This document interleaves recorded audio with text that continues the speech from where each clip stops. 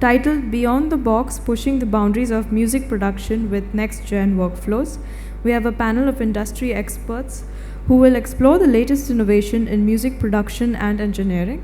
We shall discover how cutting-edge technologies, creative techniques, and streamlined workflows are transforming the music-making process from AI-assisted production to immersive audio and beyond. Good evening, friends. Welcome to this session of hosted by PALM for the Audio Engineering Society of India. We are a group of professionals who collaborate to share knowledge, audio, music in various forms.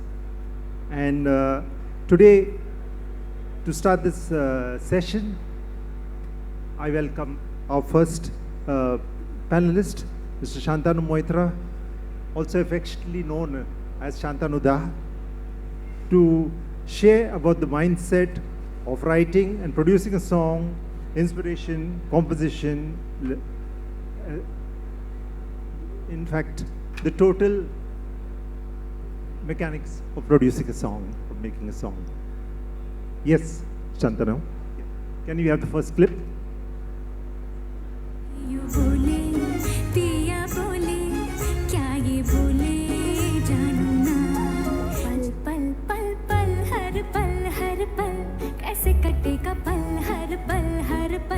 बहती हवा सा था वो, उड़ती पतंग सा था वो, कहाँ गया उसे ढूंढो. Give me some sunshine, give me some rain, give me another chance. I wanna grow up once again. कनपट्टी खुजा के बीती रात, रास्ता न देखे कोई आज. चला रात भगा, पासा पलटे, मूड उलटे, फिर बाजी ले अपने हाथ. रीस्टार्ट. बाबा ये अक्सर कहा करते थे, अगर संगीत को बेहतर समझना हो तो जिंदगी जियो, और एक बार बनारस जरूर चलो. और शायद यही से आइडिया आया एक एक्सपेडिशन का, गंगोत्री से गंगा सागर तक का, शुरुआत से अंत तक. And this gives me an opportunity to experience life along the river and create music from the heart.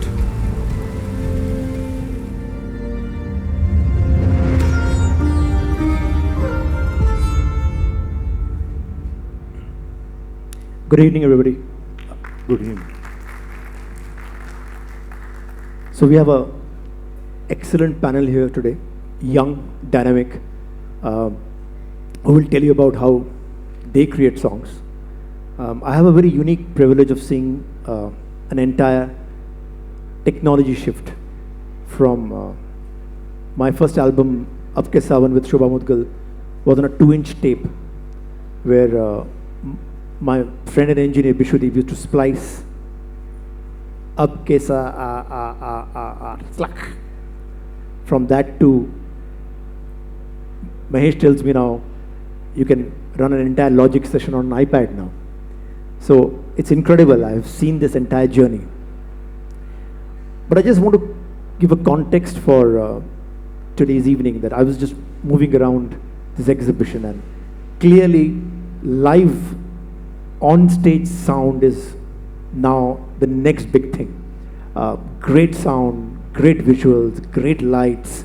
How advanced live is becoming in India, I'll give you a small perspective. In Bengal, I had gone to do a small program, small show, like a village show with a folk singer.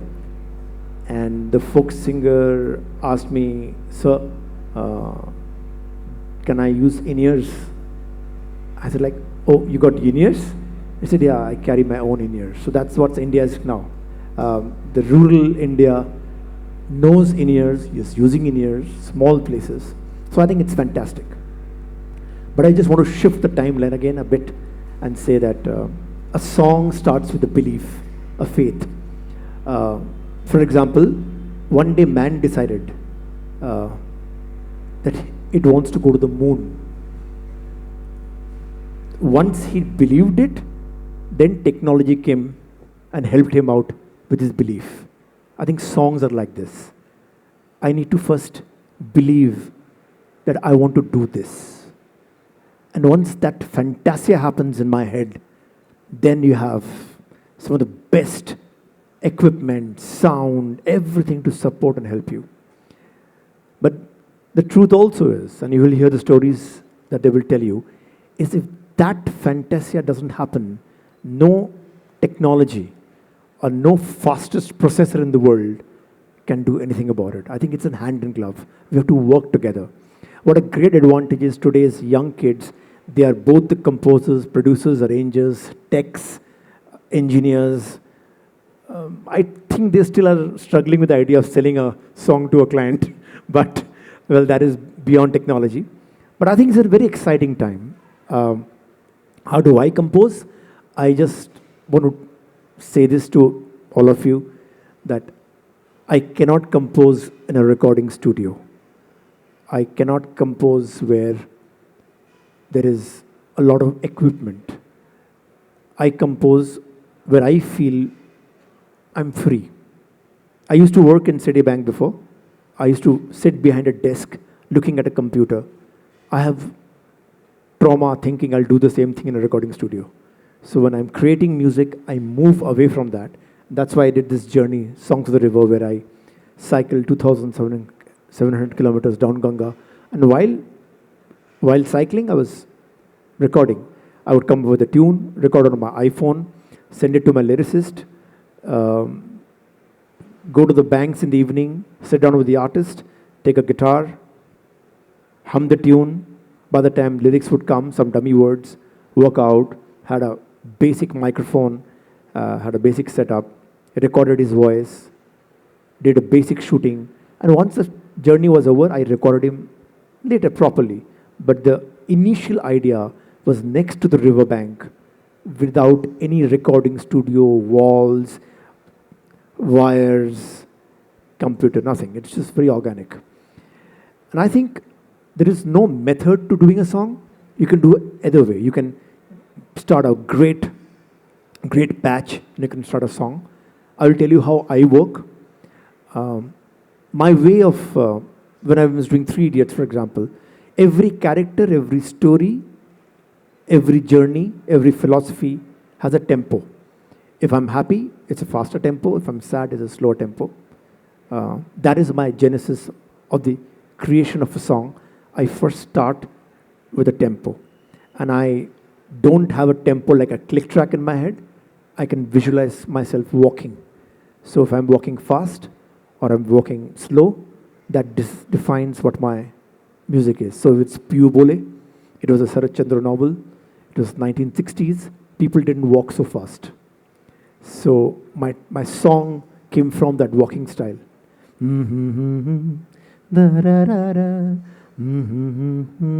This was that time. But when I do something like All Is Well, which is now, there's a bunch of students going crazy. Passion.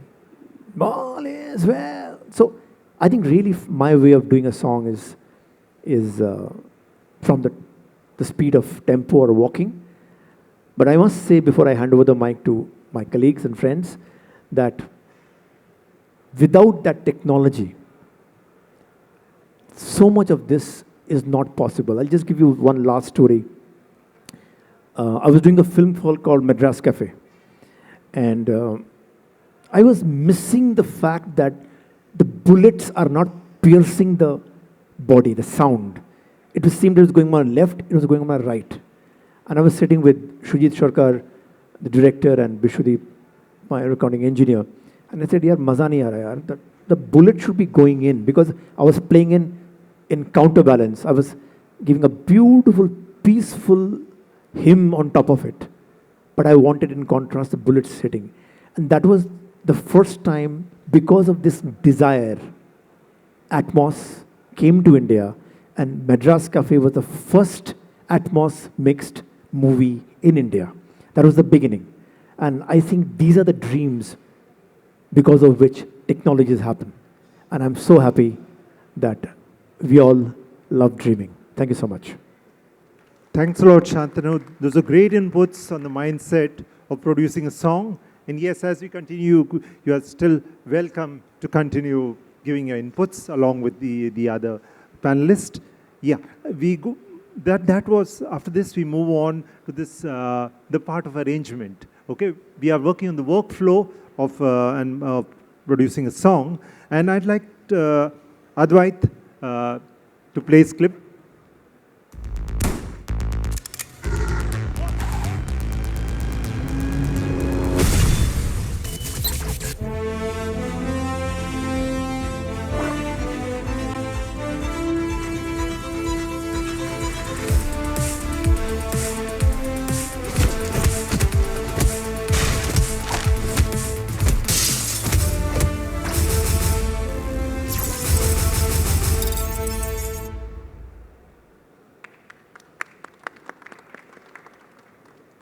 Yes, Advait, you worked extensively in films and now also in series. How does the approach to scoring change between the two formats? I mean, we have a wide number of questions for you, but yes, just make it short. Whether it's a film or series, how do you go about developing a strong musical theme that audiences can emotionally connect with? Right. So I think even though we'll talk about series and we'll talk about feature films, right? I mean, you can say the high budget series which have transitioned from the features that you would watch have now become pretty much like movie episodes all by themselves. So as far as we are talking about, before I get too technical about this, I just want to know how many music producers, can you just by show of hands, how many music? Oh wow, great. That's great. Okay, lovely. So I think, let me talk about similarities because number one is the core theme that you compose. The main idea is the theme. Like for example, when you saw Special Ops, there is one very, very mnemonic theme that is the core of the entire show. So I think no thought without a strong theme, whether it's a long format or it's a short format, will work. Your idea has to be good. It has to be something that you can take back home, something that you can absolutely remember. And that's what makes the most of it. Now, as far as, I mean, I don't know about you, sir, but it also depends on deadlines, how quickly you have to come up with things, because weirdly, it is the longer formats, which I'm talking about, like when you're doing shows with Netflix, Hotstar, their timelines are very, very, very tight. When they do come to you, you have to be really prepared. You have to be the best version of yourself. Big project, small project, very small project. Everybody has deadline problems. So don't worry. Same thing is happening everywhere. So I'll give you an example of Special Ops 2. I think we had close to 7 to 8 episodes that we had to work on, and we had 3 months to finish it. For some of you, it might sound very generous. For others, you must be like, what the heck is this timeline, right? Because that's what usually features take to complete. But the beauty of series, when you work on series, is that after you do the first 2 episodes, things start getting easier for you as a composer, because then you have your heroes' themes ready, your character themes, the themes of the shows, you have everything ready over there. And then when you're going about episode 3, 4, 5, it gets much easier because your equation with the director becomes better. They understand what you're doing and you understand what they want from you. I think features I think it's pretty much the same. It's not very different. The only thing with features is that you get to, you're hoping that there's a sequel that comes, or hoping that there's no sequel that comes. But with features, it's just the same approach with hopefully more time. Yeah. That's about it, yeah. You play a second clip? Yes. Can they increase the volume? I think the volume was really low for this. Before they play it, I just wanted to give a little bit of trivia on this. Okay, so I'm going to, what I showed you was something on the web series that I did called Special Ops. It's directed by a very well-known director called Neeraj Pandey. But what I also primarily do, I work on a lot of animation shows. So we last year finished doing something called Tom and Jerry, which was a big honor to work on Tom and Jerry Asia. And we worked with this really talented animator called Web of Kumre. She's done some crazy, like if you guys have seen Simpu, or if you guys have heard of all the top animation, the Vodafone Zuzu ads that are coming, the animated ones, it's all done by him. So this was an idea where basically the director came to me and he said, see, there's a pandemic going on. Cartoon Network basically wants, they wanted to come up with a Zoom call which turns into an entire musical montage of these kids really having fun. And that's where he left it. He's like, you decide what you want to do and everything. So then, of course, I went about thinking, okay, what are the things that are at home? So, you know, the sound of the bells, the sound of maybe using the pencil as a part of the rhythm, or I don't know. The first idea came up when I was talking to someone on WhatsApp and there was a feedback. And when somebody said, huh, and it repeated, huh, it just kept going on. So that's where my first idea came. So based on that, I composed this entire track, and then they animated the entire track based on this, what you've composed. So yeah, we can have it now.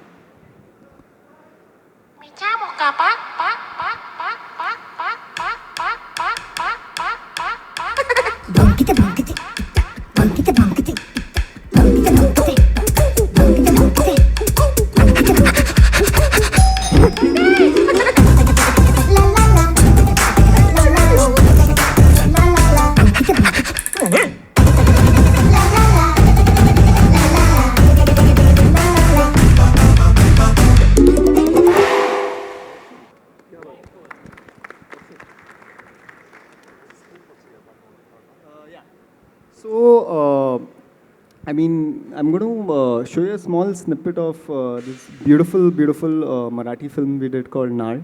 This is the second installment. I don't know how many of you might have watched that film, but this is the second installment. So, before Sir goes to the next question, I mean, you can maybe ask your next question and then I can present the... Okay, so we'll have a quick snippet of that.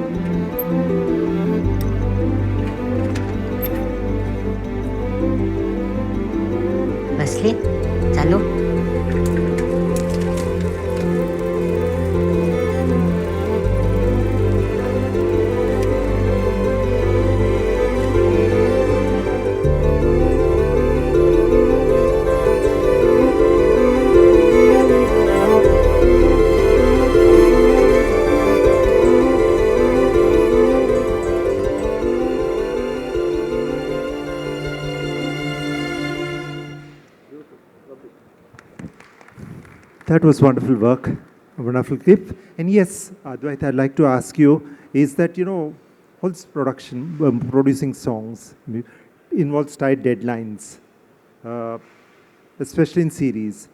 How do you strike a balance between maintaining musical integrity and delivering efficiently?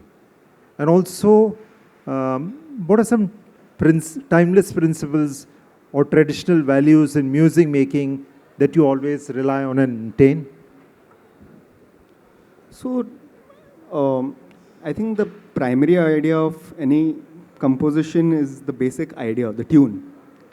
If your tune falters, if you're not able to make something that's memorable, if you're not able to make something that's something that you feel is good, you know, there are a lot of times as composers, guys might be making something and you hear it the next day and you're like, what is this that I've created, man? So I feel the core of it is the power of your melody. As Sir said that, I was just speaking to him and he's like, you make a good tune, everything around it will make it beautiful. And as far as the deadlines are concerned, yes, I'm just talking very technically for those who are music producers and getting into that. Whatever you do, something that pays you money at the end of the day is definitely going to have a deadline. And the idea is that you have to create something beautiful, something that's soulful, something that the other guy can't create as well, and deliver it within that specific time. If you deliver it a bit ahead of that, that work is pointless. If you're not giving it good work in good time, as good as your work might be, it's not going to have value for the producer who's working with you. So as far as deliveries are concerned, take that very, very seriously. If you're saying, if there is a tune that is coming to you and they want it, for example, tomorrow by 12 p.m., very, very possible, if you're doing ads and stuff like that, give it tomorrow by 11:30. Irrespective of, and give a very, very strong melody. Give options if possible, because that's all you have and that's technically what you're competing with. Yes, there will be a lot of times you will get projects where, there have been melodies that you have made maybe 4 to 5 years ago that completely, fit the project like a glove. But the idea is to keep working at it to make sure that you're coming very close to the deadlines. I'm pretty sure, sir, even in your experience of...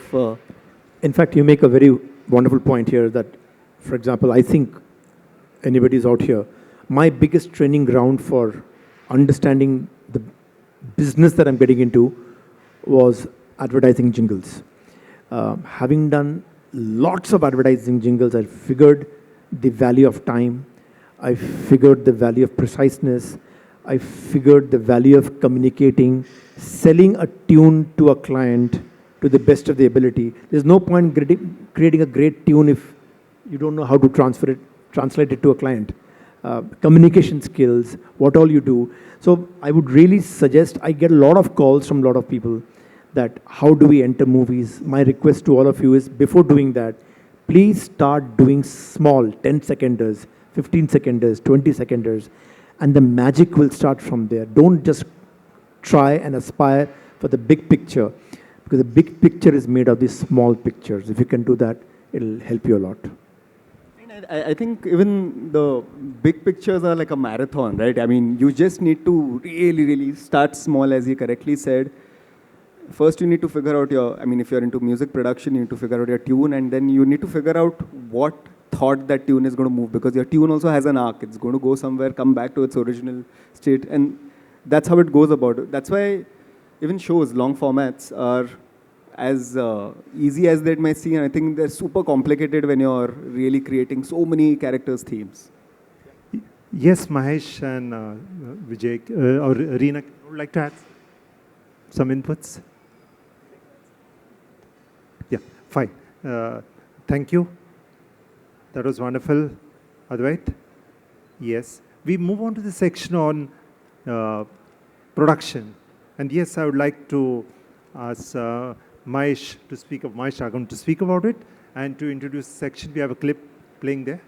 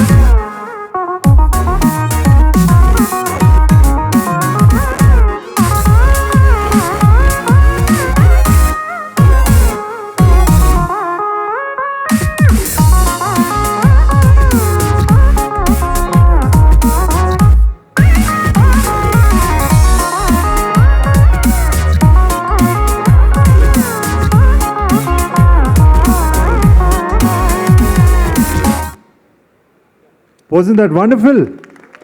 He's playing Indian music on a digital instrument.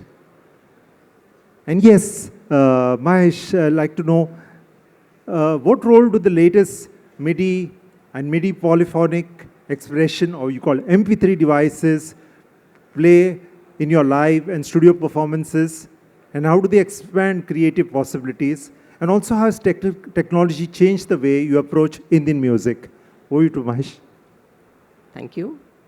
So, my whole creative vision is all about giving, a new dimension to Indian music. To give a background, I was playing music on an iPad app called GeoShred.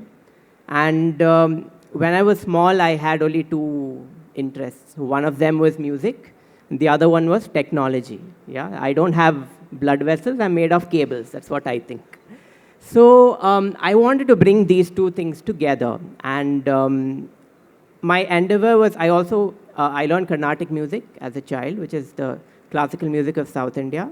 And I also played the keyboard. And I was never able to, when I say keyboard, the digital keyboard. And I was never able to express the Indian musical ideas on a keyboard. On a keyboard, you have something called how many keyboardists over here? Anyone who plays the keyboard?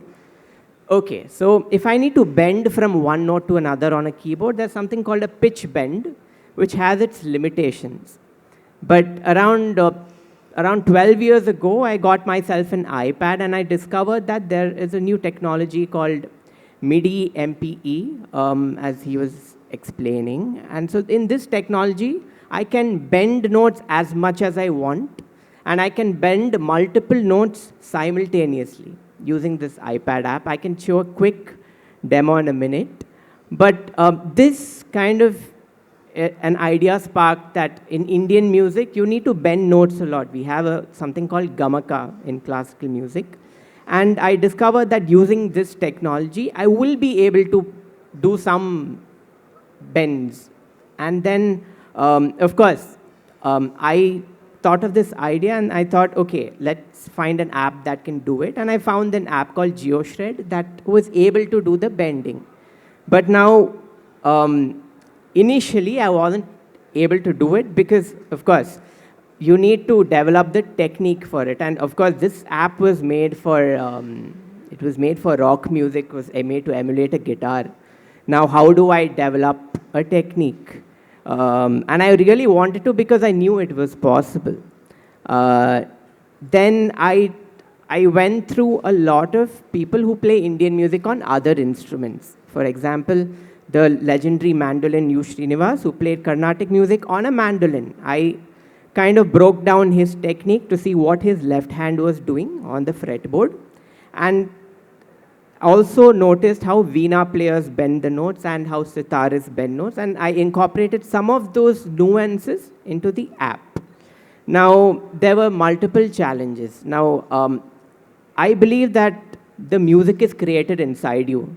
Technology is just a tool. It's just a tool. You can modify the tool how much ever you want, but at the end of the day, the output of the music has to be the highest quality is in your head, and you translate it using your fingers, correct? And of course, that is also up to a certain extent, it's about practice, it's about technique and all of that. And since I'm dealing with a digital instrument, the main challenge was how to get it as human as possible. When we're using drum machines, when we're using, say, keyboards, there is a certain element of a robotic sound that you get. But there are so many layers to music. When you break it down, there is dynamics, which is volume control. There is also how much the pitch moves a little bit, microtones, which are very important. So that's frequency, and how fast or how slow you're able to bend those. So all those little things are very important. And I try to get as close as possible to the real thing, to the sound of Indian music. So may I just show him a quick demo of how it works? Okay, where is the EP cable? It's right there. Okay, so everyone's able to see, right? So the EP cable, just give me a minute.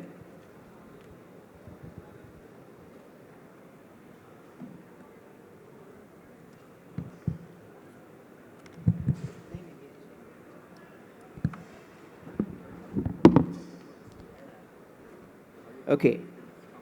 So this is a regular iPad that I have. And this is the app that I use. Can you switch this on, please?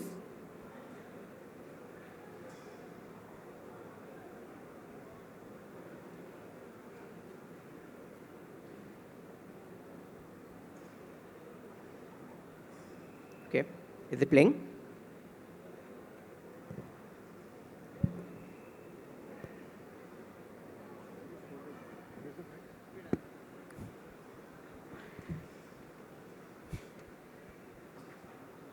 Oh, thanks.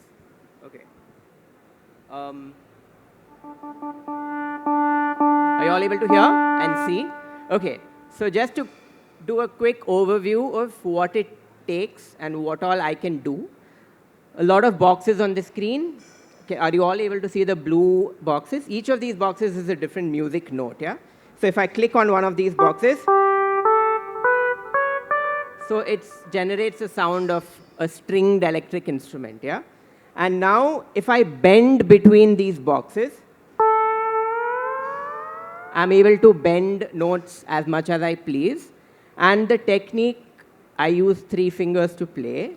And this bending of the notes is what I got the idea, saying, okay, if I'm able to bend as much as I want, I'm able to access all of those notes that are important to Indian music. So the notes in between the notes are what is important. So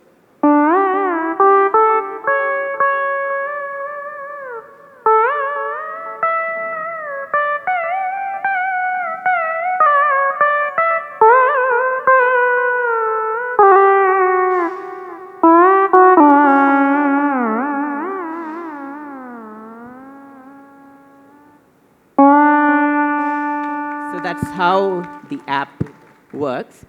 And of course, I use 2 hands to play. The left hand over here, so this box controls dynamics. So if I turn it to the right, that's loud.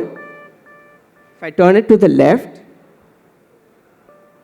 that's soft. So I need complete control of dynamics when I'm playing. So can you help me for 1 second right here? So as I said, the whole point for me was to get it as human as possible. So there's a huge difference in playing. I'll play a small phrase in 2 different ways, one with and one without the diamond. I think it's better I sit here 1 second.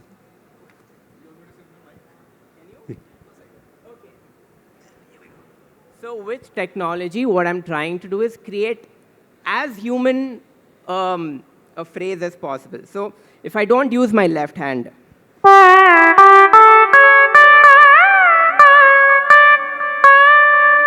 you heard that? All the same volume, right? But the moment I add a human element where I have continuous control of volume, it becomes from this to something like this.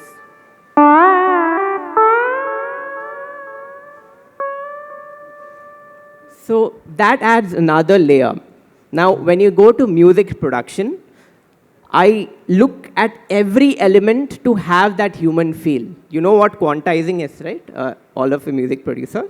So every element in my 42 tracks to 80 or 120, how many ever tracks, I try to add that human element in each of these because music is meant to be performed, not performed by humans, not really by a robot. We have AI music today, that's a whole new different topic. But when you add that human element, the music sounds a lot more lively. And that's how all of these devices help me create music that, of course, there's that Indian element that I add. But at the end of the day, even when I'm using electronics, this is the whole approach that I follow. Yeah. Thank you, Mahesh. That was wonderful. And as we are short of time, we could have done much more. But yeah, we move on to the next part on recording as we go more to the workflow. Okay? And there I would pose a question to Vijay Kurien, a recording expert. No, I'm not an expert. In the past, professional audio and music production, especially recording, required large format consoles, external cabling, external effects processors, and individual monitoring controls. Today, with the advent of digital audio workstations, or DAW, as we say, and mixing control interfaces, which essentially function as glorified mice, is it now possible to achieve the same or even better quality recordings using significantly less equipment? Yes, Vijay? Yes, it's entirely possible. Okay. Now, how many of you have seen old format recordings? Okay. So you needed to have a big console. You needed to have a lot of cabling. Okay. And the audio was recorded on the spool, on a tape. Okay.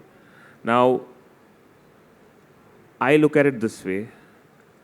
The DAW, the digital audio workstation, should be used in place of the spool. Okay? The signal flow will remain the same, but if the digital audio workstation is used in place of the spool, you can maintain the quality of the recording. Having said that, to buy large format consoles is not a cheap affair. You need to actually, spend a lot, okay? And cabling also, you need to spend a lot. So now with the advent of audio networking, Dante, so with one Cat5 cable, you can have maybe 128 channels of audio running digitally.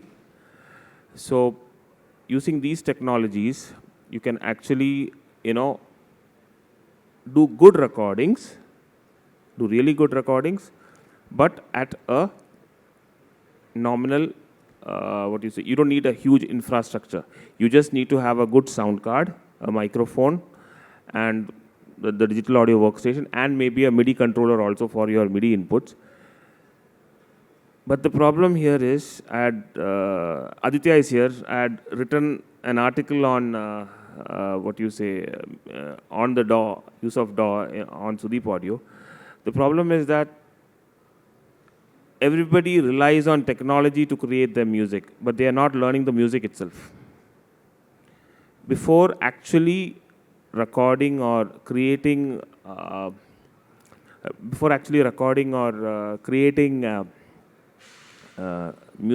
start creating music or investing in equipment, learn music. Learn music. That's something which we need to do. At least one instrument, you need to master one instrument. I'm not asking you to do 8th grade or LTCL. At least 5th or 6th grade in a piano, either Trinity or ABRSM, that actually helps in the nuances. Or learn classical, like what Mahesh did. Mahesh, just one question. How many years of classical training did you have before? 15 years. 15 years of classical training before he actually... Learning, so. Still learning, yeah. Mahesh had 15 years of classical training before actually starting to work on GeoShred. He was able to give this output on the iPad just because his classical training was solid. He had a solid foundation.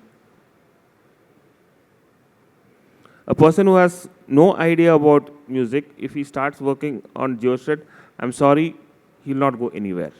Okay, coming back to the question, is it possible to achieve the same or even better quality recordings using significantly less equipment? Yes, you can achieve better quality recordings, but there's a problem here. With the advent of auto-tune and quantization, the human touch goes off. Earlier, Avinash Shok sir is here. Sir, pehle jab recording karte the, they used to practice for 2-3 weeks and then actually go on the floor, correct? So now what has happened is, even if you make a single syllable is mistakenly recorded, you can punch in and punch out using the digital recording. Earlier we had no editing techniques.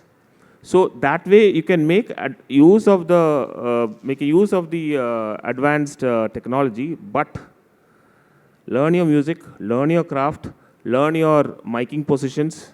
You can't always clean it up in the mix. No, you need to get a proper recorded sound. So that's what I say. That's what I want to convey. That learn your craft, and then go after technology. The practice of music, the practice of recording techniques, the practice of miking techniques, once you do that, baki piche aa jayega. Thank you, Vijay. And we come now to the hands-on part, and that's editing and mixing. And yes, Reena, I would like to ask you about what's your typical workflow for editing vocals before the mixing stage? Which tools or plugins have streamlined your vocal editing workflow in the most recent years? And what's your process for phase aligning, multi-mic, drum recordings after timing edits? Okay. Wow, that's a big question to answer, yeah. First of all, I'm just very honored to be among this very talented group of people, artists. To answer your question, so while you're editing vocals, so what I do is, while I'm recording, I try and comp my vocals as much as possible and try and get a good vocal performance while I'm recording. So later I can save a lot of time and focus on the mixing and the creative part of that.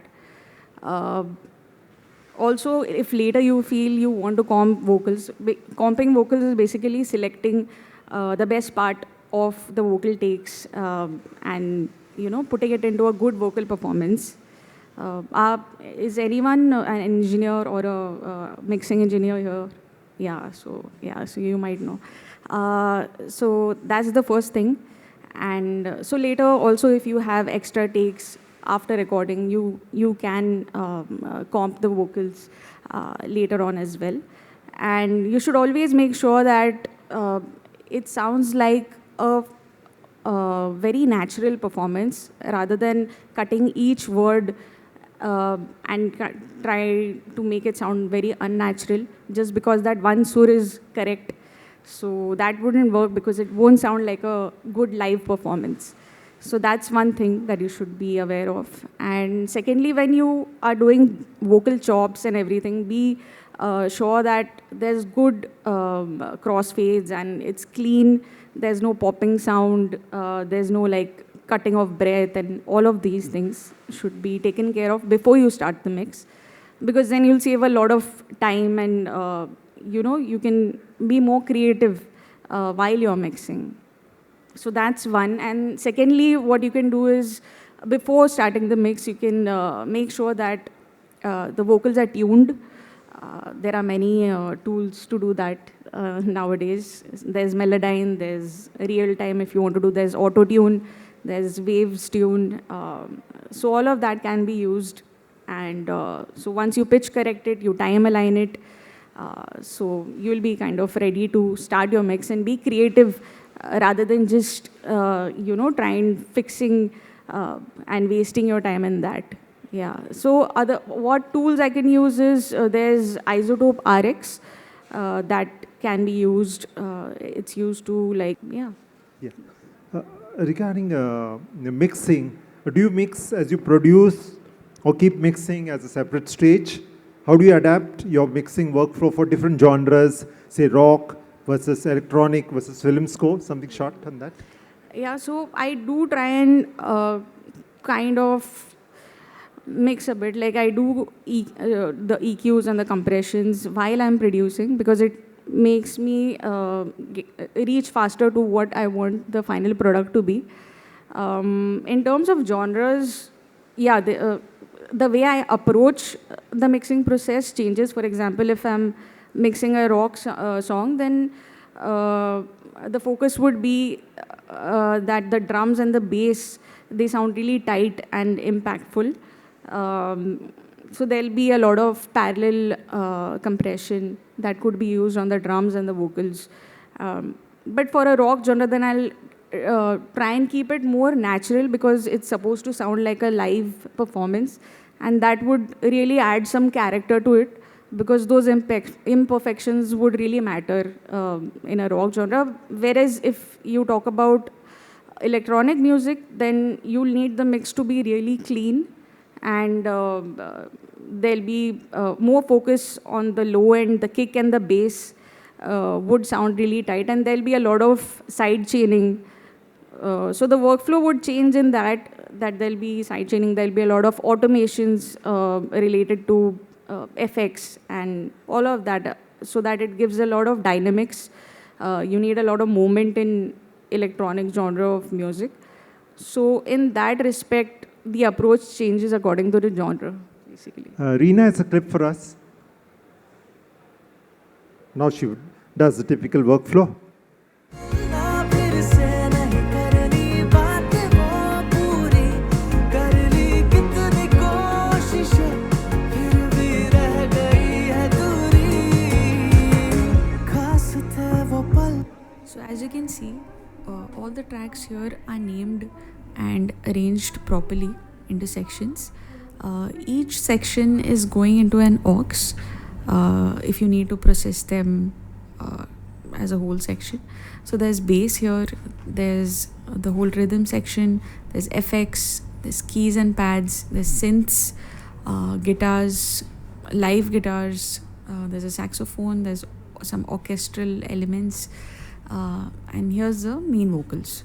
So as you can see, there's a lot of comping that has happened over here, but it has crossfades and proper fade in, fade outs. I've done some melodyne on a few parts of the vocals, and I've also put some auto-tune here. So maybe the parts that I haven't tuned, I needed a bit of it to be, tuned slightly. So hence the auto-tune. And there's some backing vocals over here. Every aux over here is going into this monitor channel, which is then going into the stereo out. And there's always a metering plugin at the stereo out, basically. Thank you, Reena. That was wonderful. A full guide on workflow. And yes, after editing, mixing, we come to mastering.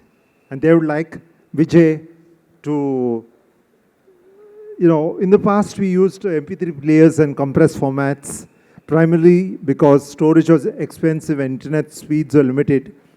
Today, with affordable storage, high-speed internet, and widespread Wi-Fi access, why do we still use lossless compression formats on our listening devices instead of streaming or downloading uncompressed audio like WAV or AIFF?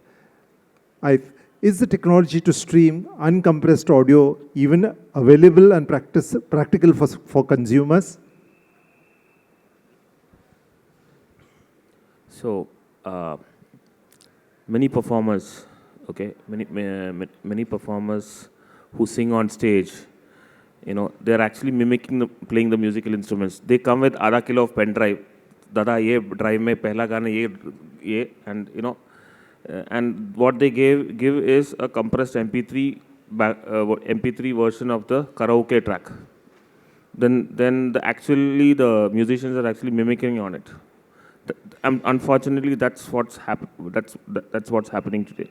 Okay, so that's why I like the old songs better, where they actually do live performances of all instruments. They have an actual orchestra on stage which performs. Because unfortunately, today's songs, most of you feel that more the number of tracks, the better. No. They do lots of layering to get that effect.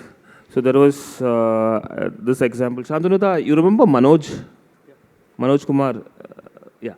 So one music producer came to Manoj for mixing, okay, and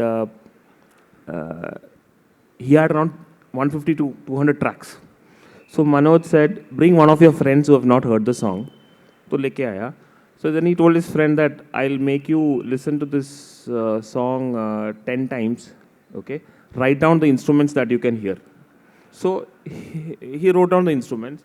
And after around 10 minutes, Manoj said, call the producer. He said, now listen to the song. And the producer was like, Arey wow, it sounds so good. You know what he actually did? जो उसका friend ने जो instrument लिखा था, he soloed those instruments, बाकी को mute कर दिया. No mixing, no mastering, nothing. So that's the present day world. Now coming to the question, that is technology to stream uncompressed audio even available and practical for consumers? Yeah. Why did compression happen in the first place? Because earlier storage medium was very, very, very expensive. Okay. There is this Roland D50 keyboard. Okay. There is a stone called Fantasia. Okay. So it is that keyboard uses something called I think FM synthesis. Okay. So it uses a small sample of a sound with the pads mixed together, because those days sampling a sound was very expensive because the memory was very expensive. Right now you can get a 1 TB hard drive for peanuts on Amazon. Correct? So MP3 was used to get the maximum number of audio files onto one drive for convenience. It was only used for convenience and not for the listening quality. But now, since the storage medium has become very cheap, I believe that high quality audio players need to be there, in the sense you should hear either wave or AIFF. You don't need to even go for lossless compression. They say it's lossless compression, but personally, I'm sorry, I feel that you are missing some elements in that particular wave, that lossless compressed wave file. Not wave file, lossless compressed file. So when you play a wave file or an AIFF file, you're actually hearing the actual raw file which has been mixed and mastered. So when you use the, like the Apple uses the lossless technique, Spotify uses lossless technique, I actually collect audio CDs, okay? So what I do, I have a technique where I import the wave files from the CDs using iTunes at 44.1 kilohertz 16-bit stereo. Okay, I know that since most of your music producers, this sample rate and bit depth, you are aware about it. So I store it on my external drive, and I don't have to take 100 CDs with me. I just have to take one drive which has all my music on wave or uncompressed AIFF format. Right, as of now, streaming is rare, but it's possible. I don't know whether such technology exists, but according to me, it should be there around. It's just the matter that you have to actually search for it. Any questions? Yeah. Avinash ji, second. Can someone? No. It's good. We're just moving to the Q&A. Just a couple of questions there. Thanks. Actually, high-res streaming is already there, and people are using that. It went up to 192K, but then everyone realized that it's really not necessary to go higher on sampling frequencies, but it is better to go higher on the bit rates, which gives us better dynamic range. So we are having 24 bits finally, which is standard almost everywhere. And then kilohertz is not really necessary. That's what they have come finally. It is 48, 24 is really good.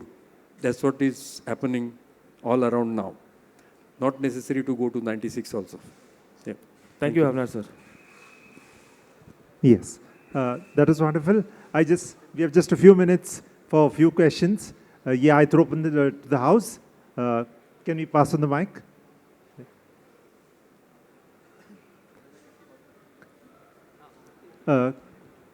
Kindly be brief. We have just a few minutes. Yes. Yeah, so I have a very important question in terms of the music production and all. Why is it that in our country we are always trying to do happy, feel-good music, I can understand it's film-based and all. But why have we not gone to things like which are uncomfortable subjects, which the West seems to have mastered now? And they use distortion and noise as part of composition, So if you listen to some of the old, some of Peter Gabriel, Steven Wilson, they have mastered the art of discussing uncomfortable subjects along with uncomfortable sounds with great sound quality. Why have we lagged behind? Because Porcupine Tree was like a 1990s. We are sitting in 2025. We are still not being able to reach there. That's my question. Is it because we are film-based and so the end story is defined and therefore there is no blue sky in this in which my creativity can exist? To answer your question specifically, a lot of that happens in regional music in India. If you look into our folk music, it is just that. Maybe it does not happen much in Hindi or English, but anyway, the West hardly has any diversity like our country has. So I think the amount of variety and amount of subjects which we as a nation deal with in our regional music, it's astounding. Exactly the point you're making, this happens in regional music. Absolutely. I think we also have to learn how to listen to our regional music. Your problem will be solved. Yeah. So there's a lot of, Bengal has a lot of this kind of music, dark, distortion, a lot of stuff. There is Marathi is happening. South to majorly, South folk music is majorly dark, distortion, and talking about what is happening. It's only in film music, people are paying money to see happiness, they're doing that. But I think really the avenues of listening to this music now is so much more that if you just need to go there. So I somehow don't agree with you that only that kind of music is happening. Yeah. Yes. Just to add to what you're saying, maybe I think you have a point there, but what you're talking about has already been created, right? So why should we mimic that? Why can't we focus on what's good around us and, you know, make music around that? I think it's always good to be around things that you know and be good at that rather than just completely getting rid of boundaries and making something that will sound outlandish and not good. So I think the ones who are good at it, the names that you took, are already doing it. And I think music is universal. We are doing something that is core to our region and creating that. I'm pretty sure there are a lot of talented artists already making something like that, but I don't think people are really listening to it. I think they're not, it will come in a very niche category to, you know, listeners over here. So I guess the ones who are creating it in the right place at the right time, and they have listeners like you who are still listening to them. Yeah, thank you. Next question. Good evening. I'm Sherin. I'm a guitarist.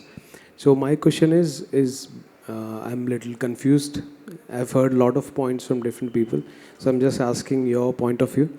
So just Vijay sir told there were layers when they were recording.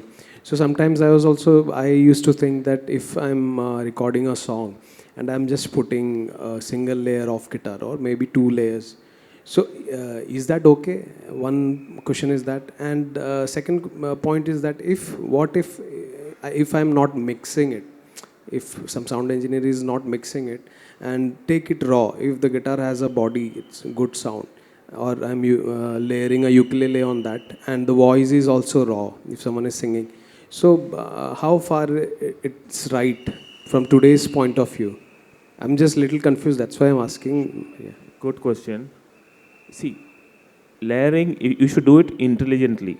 There's something called, I'll explain it from the sound engineering perspective. I'm sorry, the whistle is slightly distracting.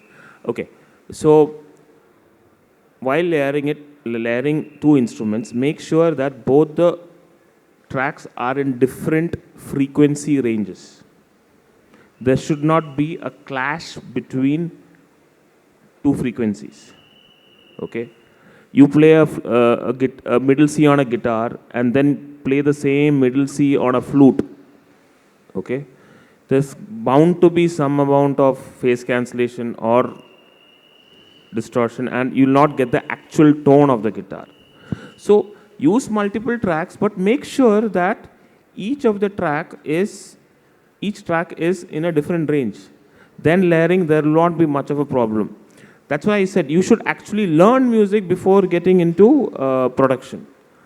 The problem with this particular composer was he never, I don't think he understood arrangement. You actually need to understand arrangement. Like for example, there was somebody programmed a key flute, okay, on a G note below middle C. On a key flute, the lowest frequency that can go is a B note below middle C, provided that the flute has a B footnote. Otherwise, the middle C is the lowest note for a silver flute. So you actually need to learn what in each instrument can do. Understood? Does that answer your question? Yeah. Yeah, got it. So my question was that we are running short of time. You could definitely continue the conversation after and clear your doubts after this session. Okay. Thank you very much. Thank you very much. Thank you, Shantanuda. Thank you, Advait, Mahesh, Reena, Vijay. Wonderful sharing your. You definitely enjoyed it, right? Thank you. Thank you for all being here.